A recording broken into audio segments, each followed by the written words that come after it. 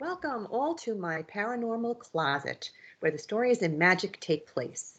Today's guest has an old school approach to paranormal investigating, having researched the paranormal for 30 years and has 14 years of empirical investigation experience.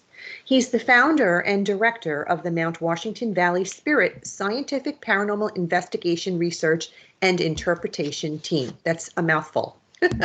Which is a legal nonprofit business recognized by the state of New Hampshire as a science consultation service. Join me in welcoming Eric Extreme to the show. Welcome, Eric. Thank you. I'm glad to be here. When you and I first connected, you explained yourself very well. You defined a paranormal investigation as an activity where one would go to a location with scientific analyzers and attempt to explain perceived activity with science. When someone would go to a location to attempt to capture paranormal activity with very little or no focus on science, it was called ghost hunting.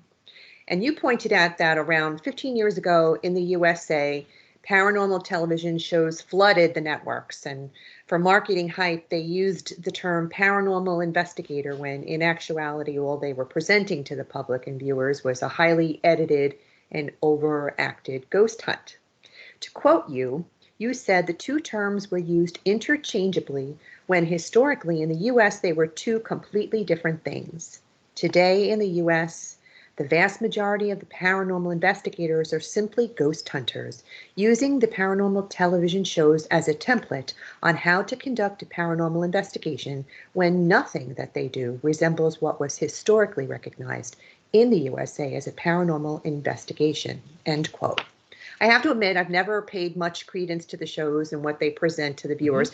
In fact, after my own recent experience with the director scouting for new teams, it was made perfectly clear to me that the shows are created for entertainment purposes. Yep. And if something doesn't happen to excite their viewer, it's made to happen. So I'm not at all impressed with people who instigate or antagonize spirit either, which they do on the shows. Nor do I care for the people who run screaming from spirit after they've requested communication and interaction.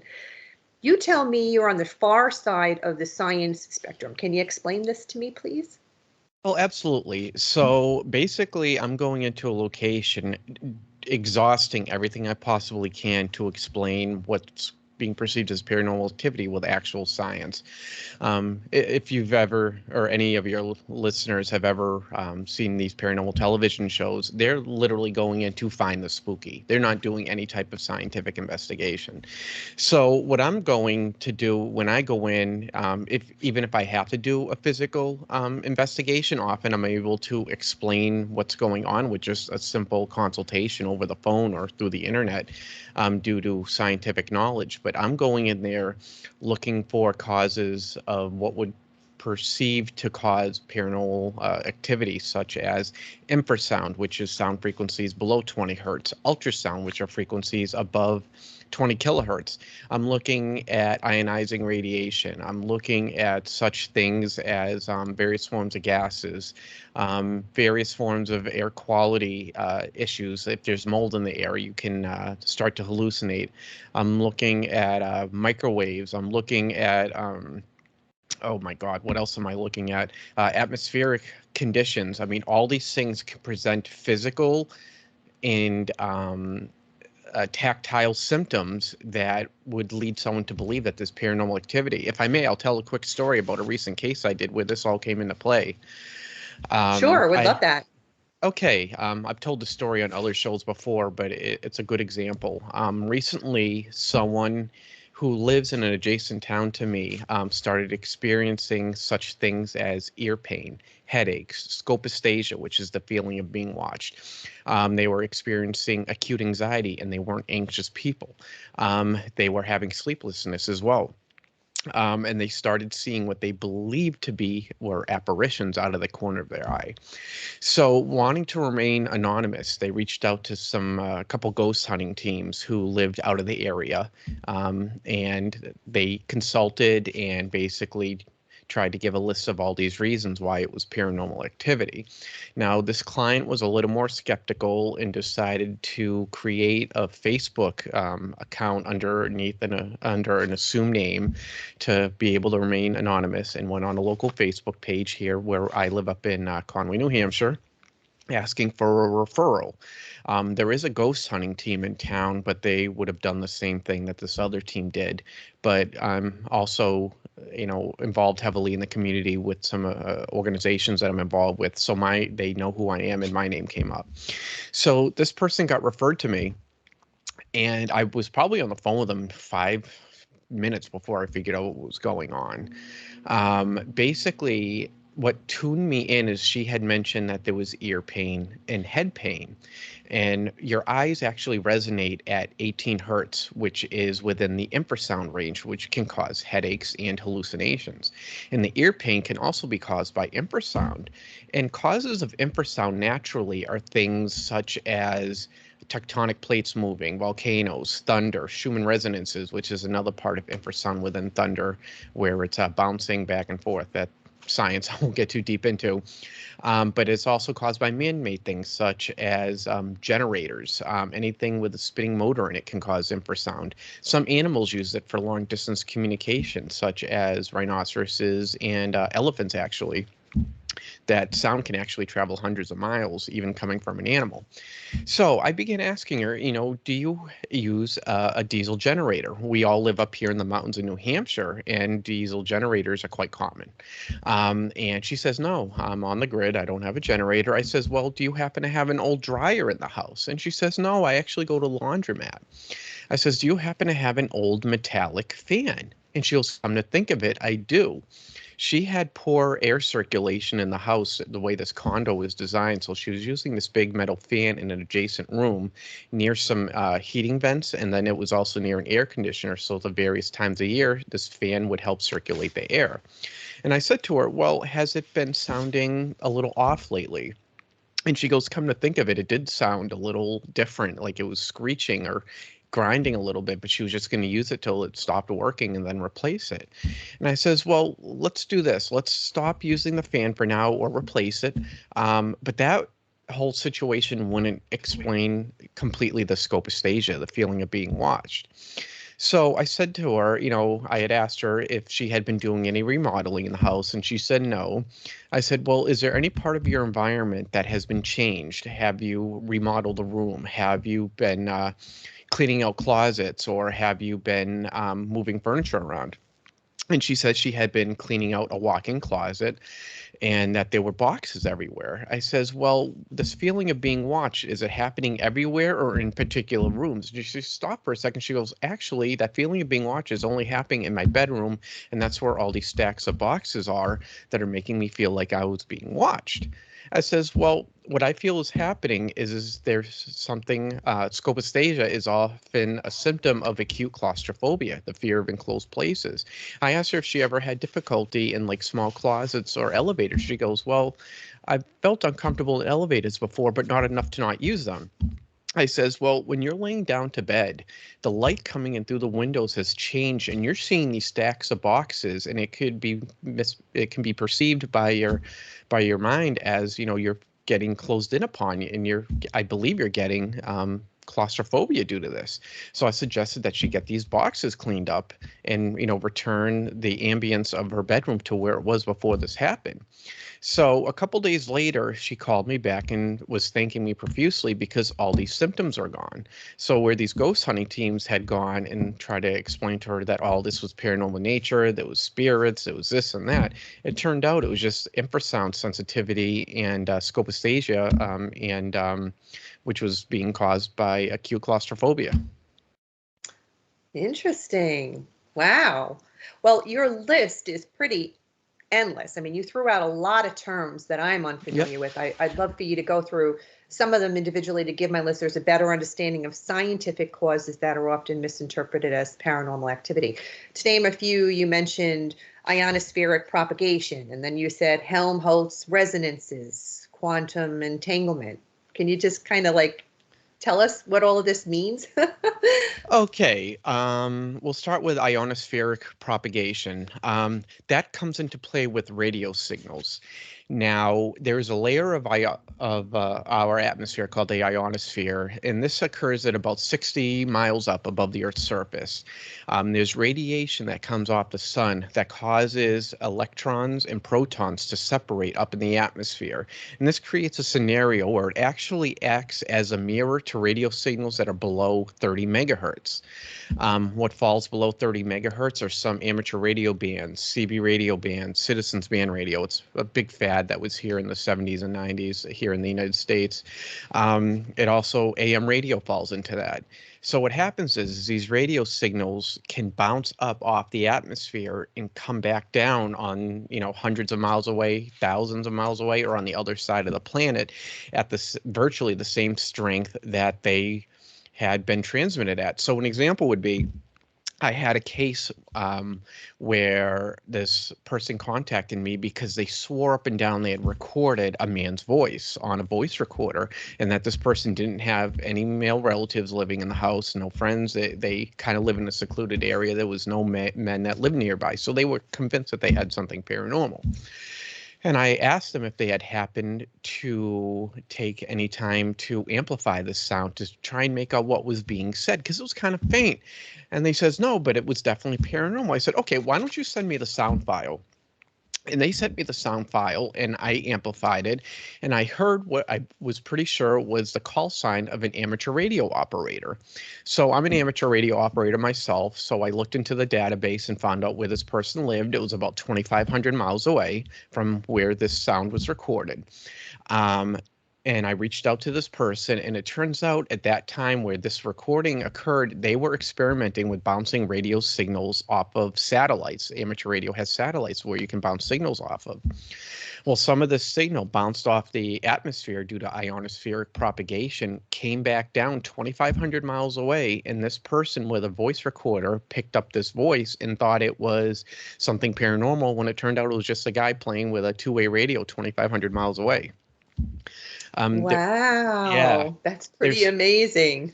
There's something called, there's different types of microphones in these voice recorders. Some of them have small condenser mics, or there's something called MEMS. It's a microelectric mic. It's just a kind of electric powered mic that these small voice recorders tend to have. Unless you have a really expensive voice recorder, these things are often susceptible to radio frequency interference. So there is something called a Faraday bag or a Faraday cage. These things are rather inexpensive. You can get them for 15, 20, 25 bucks, but they will block out 95% of this radio interference. It's not 100%, but it will block out most of it. So I always recommend to any paranormal investigators or ghost hunters who are using voice recorders to get one of these Faraday bags, because it will help keep down a lot of this ionospheric propagation. There's also another term similar called tropospheric ducting. It's where radio signals that are typically 50 megahertz up to a couple hundred megahertz get trapped in between hot and cold air currents in the troposphere, hence tropospheric ducting. Same effect, they only go a couple hundred miles, but your devices with speakers or any type of susceptibility to radio interference can pick up these radio signals from hundreds or thousands of miles away. So here you are thinking you're getting the voice of someone on your voice recorder or on your devices, and it turns out it's not paranormal. It's just something quite far away. You mentioned quantum entanglement. That is something that gets into quantum mechanics, where something is perceivably connected to something at a subatomic or quantum level. They don't physically appear through science to have any correlation, but they're acting like they do. In a layman's terms, an example would be, how often have you heard stories where a mother just knows something's wrong with their kid? They don't know why, but it turns out the kid had gotten hurt on a ball field or something. They just know something is wrong. That comes into play with quantum entanglement. It's basically where you have a connection with something. It's not measurable, it's not explainable, but it is apparent by evidence that there is some sort of connection. I recently had a case where one of my buddies actually reported that he had lost his brother. And he, at the time his brother was dying, he started dreaming about him. He didn't know his brother was dying. It was a sudden medical incident. A month or two later, him and the other siblings were talking, and another one brought up that they were having the same dream at the same time. So my buddy mentioned, hey, I had this too. And it turns out multiple siblings had the same dream around the same time when their other sibling was dying. That's an example of quantum entanglement. Now, if you can refresh my memory, what was the other term? Oh, Helmholtz resonances. It was the Helmholtz, resonances. Okay, Helmholtz resonances are often the cause of what's perceived to be paranormal activity. To simplify it, you're similar to my age. You ever blow over an old glass soda container and it makes that whistling noise? Helmholtz resonances are basically where sound is passing over a cavity in something. It could be a crack in a window. It could be over the top of a bottle. It could be a little pinhole in a fence. I'll give you an example. These sounds can come across as almost sounding like voices, moaning, whispers, whistling. It depends on the power of the wind passing over whatever size of this hole is. So I had another case where someone believed that the place was haunted because they heard whispering and moaning. Well, they had reached out to ghost hunting team. Same thing happened. They came in with all their flashy devices, confirmed the place was haunted without any evidence because, it's fun. So they looked for a second opinion, got a hold of me, and the sounds were played to me. And I'm like, that sounds more like a Helmholtz resonance and not a person or an entity. I said, get a hold of this ghost hunting team, have them do some footwork for me. And I basically said, look for a place outside the house that's near a vent that may have a little hole in it. Because vents can actually play with sound. It can amplify them and change the frequency as it bounces back and forth through the vent. So this team went out and they followed my request, and they found that in the fence pole outside of this person's house, right next to an air intake vent, there was a missing screw. And they blew across it, and sure enough, there was noise. There was this moaning noise. So this moaning noise was being amplified through the ductwork of the ventilation system of this house. And in the end, came across sounding more like a person moaning and whispering versus what it originally sounded like. So here, originally, they thought it was paranormal. It was a Helmholtz resonance. It was sound being caused. What was their reaction? What was their reaction after you debunked it for them? Their response was that there was a spirit living in the pole of the fence, and they were speaking through this hole. They were No. They were. Oh, wow.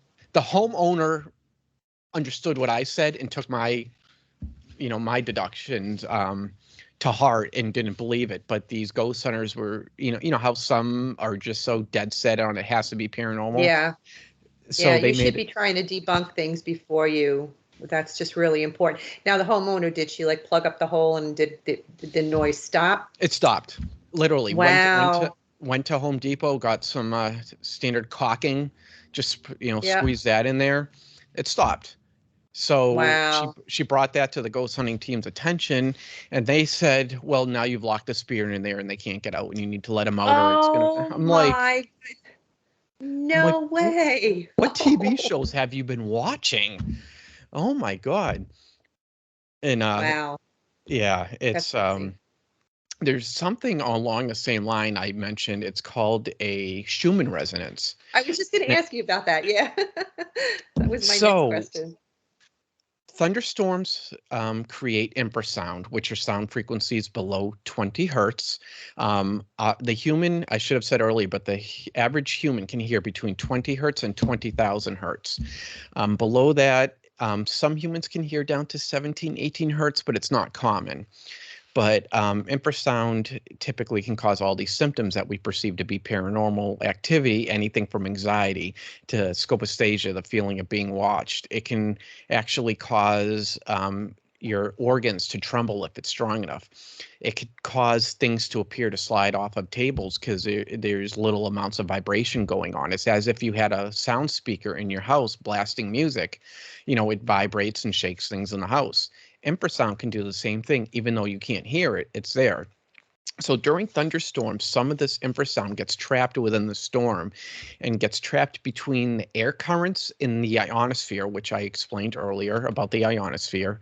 And it literally will bounce back and forth, and it will increase in intensity. Eventually, it has to go somewhere. Sometimes it passes through and harmlessly goes up into the atmosphere, but a lot of it comes down back to Earth. Now, if you have an infrasound analyzer like I do, you can actually listen and record this, and it literally comes across as nature's heartbeat because it's pulsing because of the sound bouncing off of the atmosphere. And again, this is infrasound. Now, how many people have you heard claim that paranormal activity increases during storms? Some people like to believe that this is storms creating energy that entities can harness, and then all these noises and physical apparitions occur. My theory is, which is commonly held by the scientific paranormal investigators in the field, is that these Schumann resonances, which I explained, are coming down, and this infrasound is causing this increased perception of paranormal activity, whether it be physically felt or perceivably being seen, because infrasound can cause all sorts of hallucinations. It can cause things to shake, fall off shelves, slide off of tables. So where a lot of people believe this paranormal activity during thunderstorms is coming on the paranormal side, for me, I believe it's coming from these Schumann resonances. Very interesting. Well, you did talk earlier about the medical conditions from that particular woman and the ear pain and the headache. Any other interesting cases that you were on where it turned out to be something medical on the people that lived in the home? Okay, here's one. So I had this particular case where this woman had reached out to ghost hunting teams because she was having what she believed to be someone trying to contact her through visions. We've all heard of what are called hypnagogic and hypnopompic hallucinations. This is when you're in the process of either waking up or falling asleep and you become more coherent than your body's ready for. So you'll get these reports of people feeling like they're being held down or being choked, or they're hearing voices or seeing apparitions as they're waking up or falling asleep. That's not paranormal. They're hypnopompic and hypnagogic hallucinations. It's basically trickery from our own mind. Well, this woman had reached out to some ghost hunting teams, and they went in there with their flashy devices and tried to claim that, this place was haunted, and one of them was trying to speak to her. But she wanted a second opinion and got referred to me, and I started speaking to her. And I asked her to explain these visions she believed she was having. And to me, they were too vivid. They were, sometimes you can have vivid dreams if you're on certain medications for anxiety or depression, because they tend to play with some of the chemicals in your brain. But she wasn't on any of those medications. So it led me to believe there's something called cryptomencia. It's basically a forgotten memory. So I suggested that she reach out to a hypnotherapist, someone who could help her do some memory regression underneath hypnosis. And basically what they found was, it turns out she had in these visions, she kept having this vision of this young boy. Well, through this hypnosis, it turns out that she learned that she wasn't an only child. When she was young, she had a brother that was about a year older than her. And through doing some research through the government, she learned that this brother was given up for adoption in youth because it was a single mother. She had lost the father, and she couldn't afford to take care of these kids. And that the older brother had medical issues, so she put him up for adoption to a family that could provide insurance that would help this young boy. Unfortunately, the boy didn't survive. But in the end, she learned that she had this brother. She was able to reach out to the family, get pictures, and it turns out the pictures were of the same person she was having visions of. So where this paranormal group thought these ghost hunters thought that this person was having, contact from someone who died and that her place was haunted, it turns out it was cryptomencia. It was literally a forgotten memory that had resurfaced after all these years. She never figured out what triggered it. There had to have been a trigger at some point, but something triggered this memory. And in the end, she was sad that this young gentleman she couldn't reunite with, but she was happy to know that, these visions were just a forgotten memory, that there wasn't anything wrong with her. So you said that he was a year older than she was and how old was she when he was one? So she had to be in infancy then. She had to be. No, he was a year older than her, but he wasn't a year old. I believe she was around 3-4 years old. So he was a year older than that. So she was remembering this young boy. But he didn't live much past young adulthood, unfortunately, due to these medical ailments. But she learned of this brother and was able to at least get to know his adopted family. I see. That's interesting, because I was going to say if she was much younger than that, I might have been kind of like on the cusp of maybe his spirit was letting her know, hey, I'm your brother and you had a brother kind of thing. You know what I mean? But the fact that she was 3 or 4, it definitely would be logical that it was a recurring memory that had been buried somewhere and brought back with some sort of trigger that maybe came back. What is piezoelectricity? I think I said that right. Piezoelectricity. Piezoelectricity, that's really getting into something technical, but basically it falls into something very similar like electrostatic bias. But, how many times have you heard, oh, I feel a cold spot. I feel that my hairs are standing up on end. I feel that something's here. Often electricity hangs out in the air as static electricity where it doesn't move. It literally will just stay there in the air undisturbed. How often do you rub your feet against a carpet, go and touch a metal doorknob, and you'll see a spark and you'll feel that, that electricity running from your finger into the doorknob. So there's these various forms of electricity that I feel in some cases are misinterpreted as paranormal. And all you need is a simple, let's see if I have one right here. I do. This device here actually, see if I can get it. This is an electrostatic analyzer. It literally picks up the stagnant electricity in the air, which can perceivably cause the feeling of being watched. It can cause the feeling of, the prickly goosebump sensation. It can cause the feeling of cold spots. So where often in the paranormal field, it is perceived that there are entities around you or there's paranormal activity, I can often prove it's just stagnant electricity in the air. Now, don't get me wrong. I'm not saying that paranormal activity doesn't exist. I've had my own experiences, and we can get into that if you want to at some point. But more often than not, I do find that there is a scientific cause for what's being perceived as paranormal. What about photographic anomalies? Because I know I find I take a lot of pictures, and when I'm on an investigation, I'll take a lot of pictures of windows and mirrors, and I see a lot of faces when we zoom in on them. What do you think about all that? Well, obviously, a lot of that has to do with pareidolia. You know what pareidolia is? There's part of your brain, for those who may not be completely familiar with it, there's a part of your brain called the fusiform. Now, this is part of your brain that recognizes the familiar and tries to make sense out of confusion with what you know to be familiar. That's why people often see bunny rabbits in clouds, or they see, Elvis in a cracker.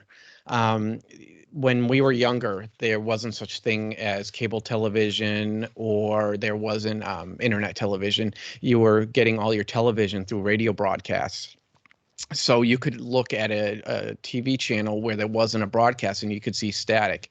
If you looked at static long enough, your brain's going to try and make sense of this confusion, and you're going to start seeing faces. You're going to start seeing what's perceived to be, words. You may even start to hear things in there in the background because that's your brain trying to make sense out of confusion.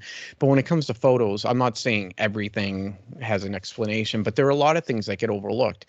There's something called chromatic aberration, which is basically when there is a color outline around a person. And this is often misinterpreted as an aura. I'm not saying that there's never been an aura photos. That's not for me to say. I'm just saying I've seen plenty of cases where this chromatic aberration, it's also known as purple fringing, because often it comes across as purple. There's something called backscatter. That's primarily where the whole orbs thing comes into play. I have yet personally to see any positive proof where an orb couldn't be explained scientifically with either plasma or the term backscatter. Back in the 90s, there was something called Yahoo groups. This was before MySpace and Facebook and all these other social media outlets that we have now. Back then, Yahoo groups is where people would go to discuss things that they enjoyed with other people who enjoyed them. There was a popular group by run by someone by the name of David Owister. It was a pretty popular group. He used to talk about some interesting, various, somewhat paranormal things. But as a way to hype up his group, he started claiming that orbs were paranormal in nature, particularly if you found them near graveyards. Now, if you go take pictures in graveyards, they're typically these large fields. They're very susceptible to stagnant humidity, and you're going to get orbs all over the place. You're going to get all these plant life and whatnot that are Bugs. Releasing. Yep. Insects. So he used this as kind of a hype to get people to join his Yahoo group with this discussion that orbs are paranormal. And there's something basically called the availability cascade, where information gets passed from person to person to person. And when enough people hear it, you're going to believe it without any proof. I mean, if 10 of your friends tell you something's true, you're going to believe it even without evidence because, the preponderance. Well, so many people for so many years have claimed